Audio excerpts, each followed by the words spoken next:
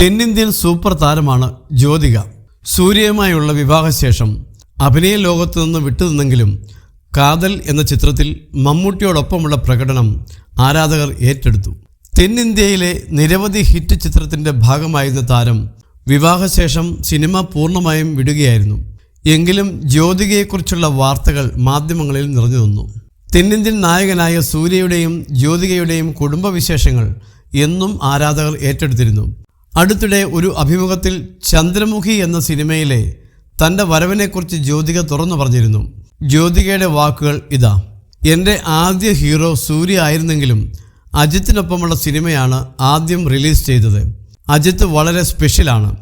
ഞാൻ സിനിമയിൽ വന്ന തുടക്കകാലത്ത് എനിക്ക് ഒട്ടും തമിഴ് അറിയില്ലായിരുന്നു. പക്ഷേ അജിത്ത് നന്നായി ഹിന്ദി സംസാരിക്കും. അതുകൊണ്ട് തന്നെ ഞങ്ങൾ തമ്മിലുള്ള കമ്മ്യൂണിക്കേഷൻ എളുപ്പമായി. എൻ്റെ അമ്മയുടെ അടുത്ത സുഹൃത്തുക്കളാണ് അജിത്തിൻ്റെ മാതാപിതാക്കൾ. ചന്ദ്രമുഖി കരിയറിൽ എനിക്കിഷ്ടപ്പെട്ട ചിത്രമായിരുന്നു. വ്യത്യസ്തമായ ആ സിനിമയുടെ ഭാഗമാകാൻ കഴിഞ്ഞതിൽ സന്തോഷിക്കുന്നു. എന്നാൽ നായികയായി എന്നെ സെലക്ട് ചെയ്തപ്പോൾ രജനി സാർ ഹാപ്പി അല്ലായിരുന്നു. കാരണമായി അറിയാൻ കഴിഞ്ഞത് എൻ്റെ പ്രായമാണ്. എനിക്കപ്പോൾ 24 വയസ്സ് മാത്രമാണ് പ്രായം, ജ്യോതിക പറഞ്ഞു.